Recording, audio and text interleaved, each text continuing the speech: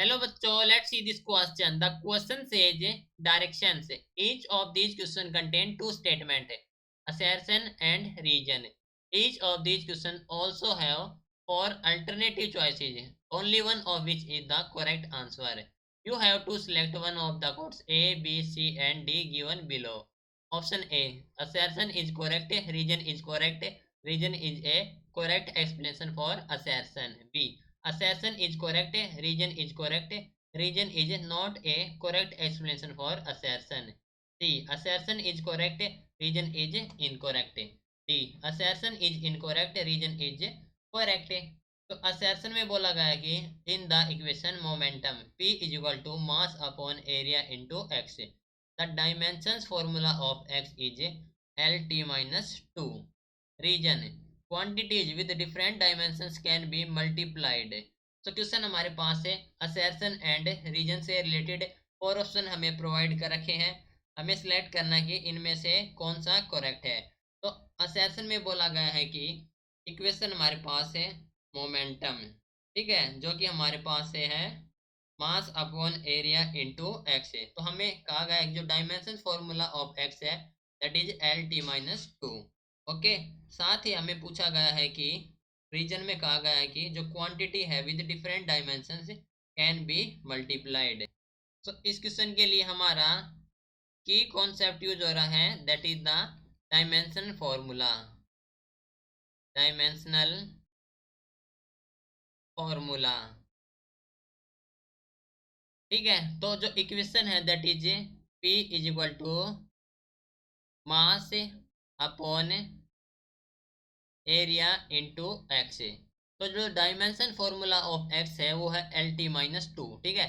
तो कैलकुलेट करते हैं तो एक्स हो जाए हमारे पास है P into area upon mass, ठीक है. पी हमारे पास momentum that is M into V into area के लिए ए एंड मास के लिए एम, ठीक है. तो हम कैलकुलेशन कर सकते हैं मास से मास को. तो वी के लिए हमारे पास होता है L1 T minus one and area के लिए हो जाएगा हमारे पास से L केयर, ठीक है. तो ये हो गया हमारे पास से L1 है यहाँ पर, ये है L2 that is L3 T minus one, ठीक है. तो जो x के डायमेंशन आए हुए आए हैं L3 T minus one that is the wrong, ठीक है. तो हम कह सकते हैं कि जो असर्शन हमारे पास है that is incorrect, right. Now reason में कहा गया है कि quantity with different dimensions can be multiplied.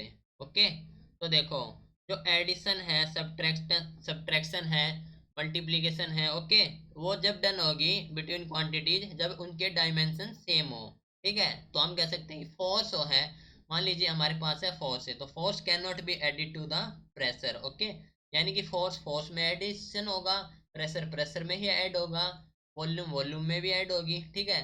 तो हम कह सकते हैं कि जो क्वांटिटीज है with different dimensions can be multiplied, ठीक है.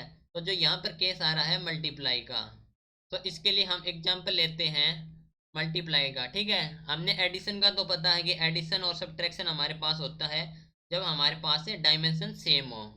अब बात कर लेते हैं मल्टीप्लाई का, ठीक है. तो quantities with different dimensions can be multiplied. Okay, तो मान लीजिए हमारे पास एक क्वांटिटी है, उसके डायमेंशन है m1 L1 T minus one, ठीक है. सेकेंड क्वांटिटी है, उसके dimension different that is the m1 L1 T minus two, ठीक है. तो हम और ऑल डायमेंशन कैलकुलेट करेंगे तो हो जाएगा हमारे पास m2 L2 T minus three. That means हम मल्टीप्लाई कर सकते हैं. तो हम कह सकते हैं कि जो रीजन है that is the correct. Assertion incorrect, हमारे पास रीजन करेक्ट है that is the option number D. Okay, so this is your final answer. Hope you understood it well. Best of luck.